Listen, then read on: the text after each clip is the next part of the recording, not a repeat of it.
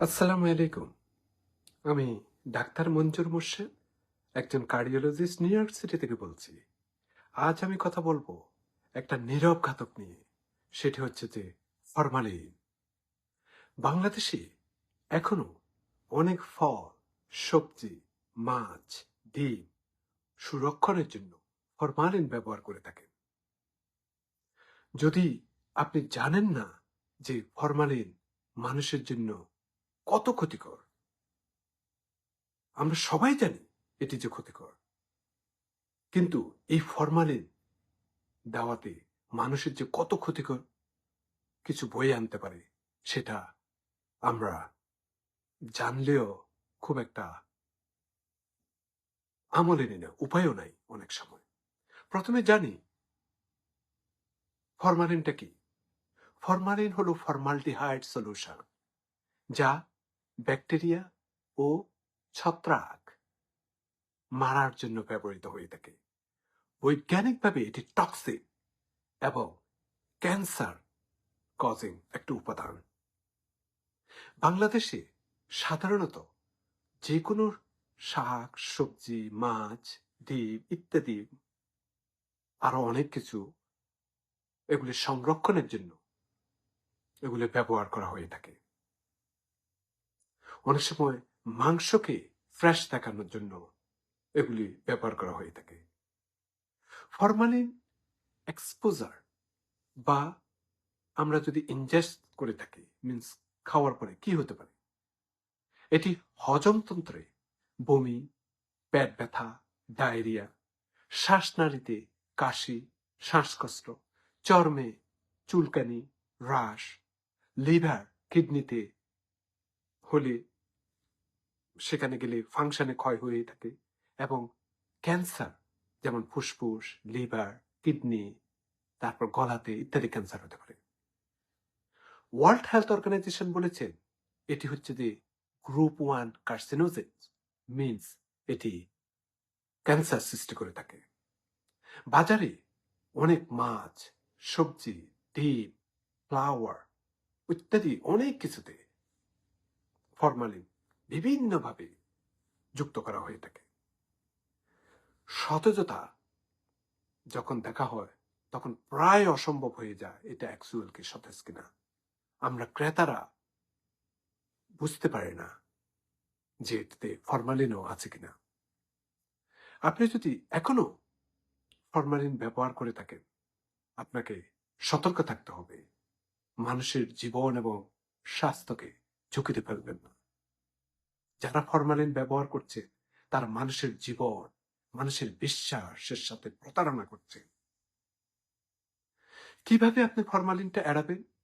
বিশ্বস্ত দোকানে বা সুপারিশ যারা করে থাকেন যে এই জিনিসটা ভালো, এখান থেকে নিলে ভালো, সেই সমস্ত জায়গা থেকে কিনবেন। সবসময় চকচকে বা ফ্রেশ দেখলে যে এটা কিনতে হবে এমন না। যদি কিনে থাকেন ভালো করে ধুয়ে ফেলবেন,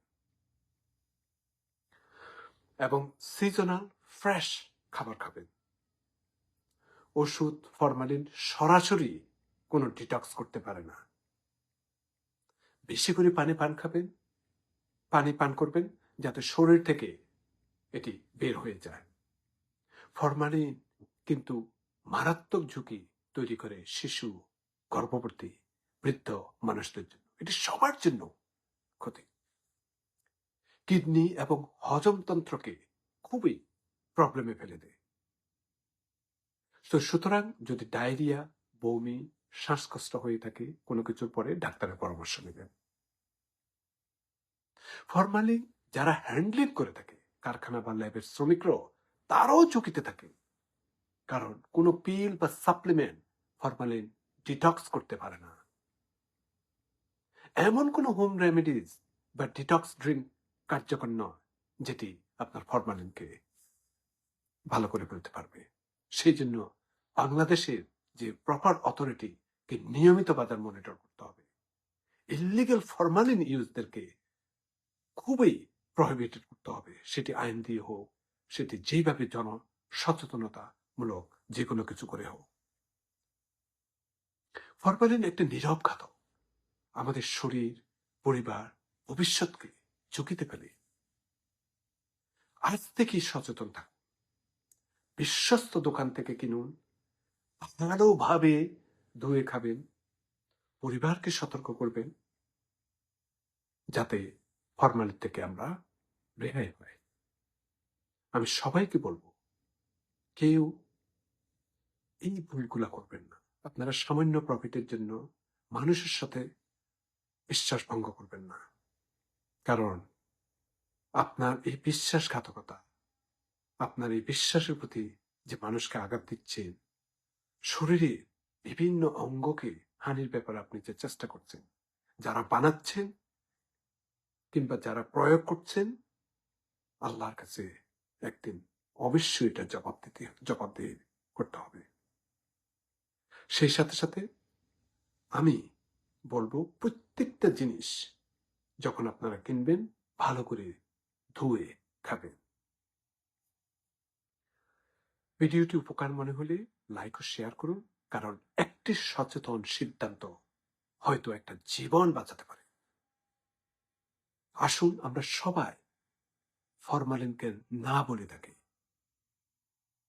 সবাই সবার জীবনের প্রতি সচেতনতা বৃদ্ধি করে থাকি, আমরা যাতে ভালো থাকতে পারি সেইভাবে ভালো জিনিসগুলো বাজারে আনি।